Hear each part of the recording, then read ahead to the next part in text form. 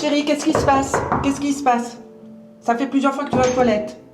Il est important de revenir sur ce sujet à froid et à distance des repas avec son adolescent. Il est important de poser un discours non jugeant et le plus bienveillant possible en laissant l'opportunité à son enfant de ne pas en parler directement. Exemple, j'ai remarqué à plusieurs reprises que tu vas à la salle de bain après manger. Est-ce que tu souhaites en parler? N'hésite pas, la porte reste ouverte si tu souhaites à un moment donné en parler avec tes parents. Il se peut que l'enfant ou l'adolescent se sente jugé et honteux par rapport à ce sujet-là. Il est important également que les parents puissent proposer un espace neutre et objectif pour pouvoir aider son enfant ou son adolescent à parler de ses problématiques, puisque généralement l'adolescent a honte ou a des peurs d'en parler à ses parents. On a peur de décevoir, on a peur d'avoir un regard qui changerait vis-à-vis des parents. C'est pourquoi le parent peut prendre les devants en proposant un professionnel de santé comme un psychologue ou un psychiatre dans l'espace dans lequel votre enfant ou votre adolescent pourra en parler. Il est important enfin que les parents puissent avoir une écoute bienveillante et la plus non jugeante possible, mais soutenante vis-à-vis de son enfant. Nous sommes là pour toi, peu importe ce que tu vis, ce que tu traverses. Nous mettons à disposition les outils et nous avons une écoute la plus non jugeante possible si tu souhaites en parler au moment où tu souhaites en parler.